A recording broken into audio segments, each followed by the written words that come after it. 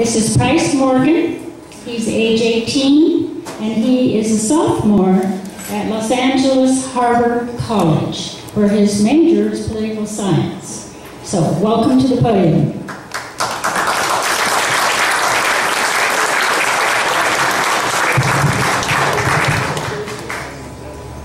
Ladies and gentlemen of Redlands, I come to you from a barren wasteland. It's a desert where logic does not exist. It's a desolate realm where freedom and morality are unfamiliar concepts. I'm speaking, of course, of my college campus. Yes, ladies and gentlemen, I'm a conservative college student. Some days it's great. The other days it's like being a mosquito in the DDT factory. See, on campus I'm part of a tiny minority in a culture where big government leftism is widely considered to be the cure for all ills.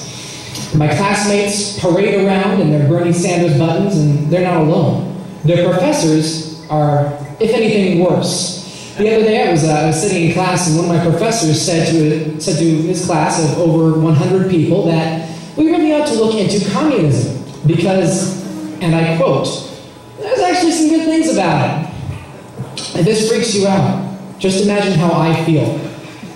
The students who are being fed this propaganda today are going to be leading this country tomorrow. What they do with that power will continue to affect me for the next 70 or 80 years. I don't know about you, but I don't want to say to my grandkids, you know, there was a time in this country when we had free speech. I don't want to walk to the polling booth and see only one party on the ballot. I don't want to live in a world ruled by Big Brother. But if my fellow students continue to crusade for these hilariously evil leftists, that future could become a reality. There's no denying the situation looks bleak, and it's not helped by the fact that my fellow students and their professors like to call themselves liberals. This is perhaps the most ridiculous mislabeling since John Kasich decided to call himself a Republican.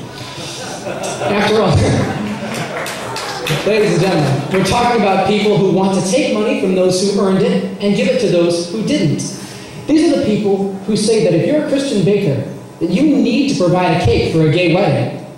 They're the type of people who see our president posing with communist dictator Raul Castro, and they decide to share a photo of that on Facebook with the caption, "Progress at last." I think we can all agree that these people are not liberals by any stretch. They can't even be called progressives because their authoritarian principles have been tried and have failed everywhere from Havana to Detroit. That's why I prefer to call them leftists. Their overarching principle is straight out of the Communist Manifesto. That is, from each according to his ability, to each according to his need. This principle is coercive, redistributive, destructive, and historically calamitous. And yet, elite leftists like Barack Obama, Hillary Clinton, and my generation's favorite, socialist Senator Bernie Sanders, are able to sweet-talk young people into swallowing their ideology with unparalleled ease. With the help of our left-leaning media, our educators, and our pop culture figures, the indoctrination of my peers might look hard to reverse, with the possible exception of these four wonderful young people down there, and me accepted. The rest of them are pretty far gone, but I don't think they have to be. I think that if we can get them to understand the three Tea Party principles, we can possibly save them from the horrible fate of voting Democrat their whole lives. These principles are, 1, personal freedom with constitutionally limited government, 2, economic freedom with opportunity for all and favoritism for none, and 3, a debt-free future through fiscal responsibility today. Each of these principles is constitutional, moral, empowering, and eternally valid. If we can get these kids to understand and support them, we will have saved America. So let's go. This is why we need to have these principles. The first and most important of them is personal freedom with constitutionally limited government. What's great about this principle is that it applies equally to all Americans, whether they're white, black, gay, straight, Christian, atheist, tall or short. We're all Americans. And we are all entitled to the same natural rights of free speech, freedom of association, freedom of religion, and the freedom to make our own choices. These guaranteed rights are indispensable for any free society. The second principle is economic freedom with opportunity for all and favoritism for none.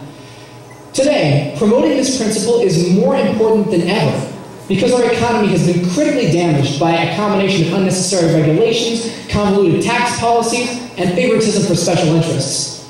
Now, I'm not going to turn this speech into an economics lecture, much as I would love to, but let me just get down to the bottom line. To fix these problems, we need to adopt a plan of restoring the free market and helping businesses thrive by getting the government out of our economy. The other competitors in this contest have covered this at length, and I'm really proud of them. They really covered this beautifully, and that is exactly what we need to do.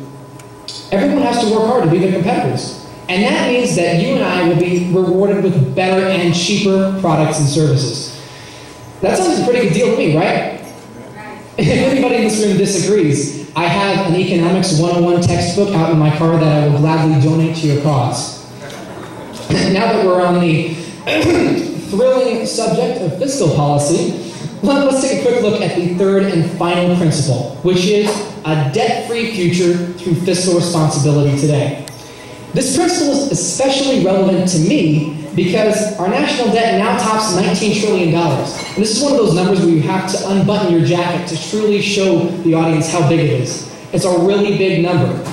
And the fact of the matter is, the next generation of Americans, that is to say, me, are going to be responsible for this debt.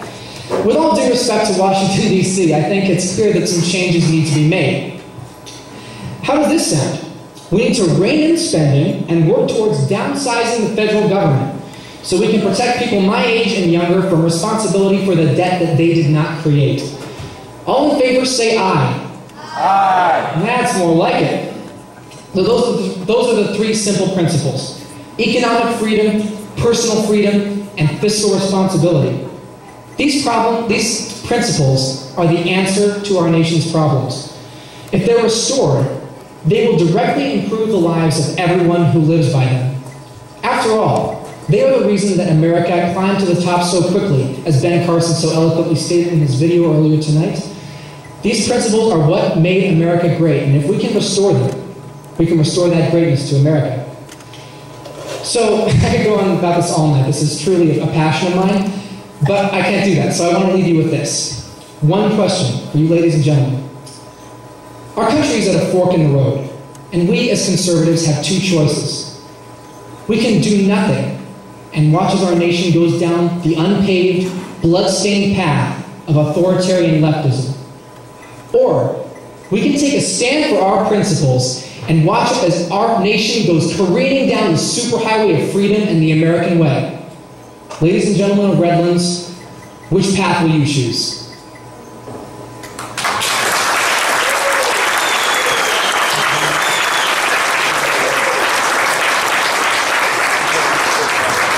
I would like this gentleman to tell you about a life-changing experience that he had back in 2012. Okay, so this may surprise some of you, but I was once a leftist. Careful! Get a rope! I hope that there's a stage door just in case you guys try and turn feather me. Here's the situation. Back when I was a lot younger, I was very interested in reading the news. I would read MSNBC and all the left-wing publications du jour.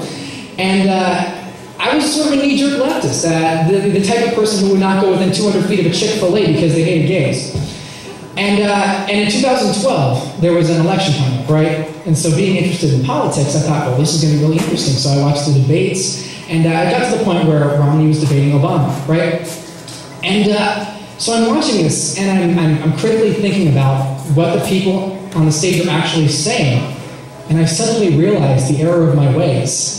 Looking at Obama, just spouting these. I mean, literally, these 4 pages are all. Well, a lot of this is due to Obama, so you can thank him for that. And I watched these debates, and by the time they were over, I was a fully converted conservative. So thanks to Mitt Romney and Barack Obama for converting me.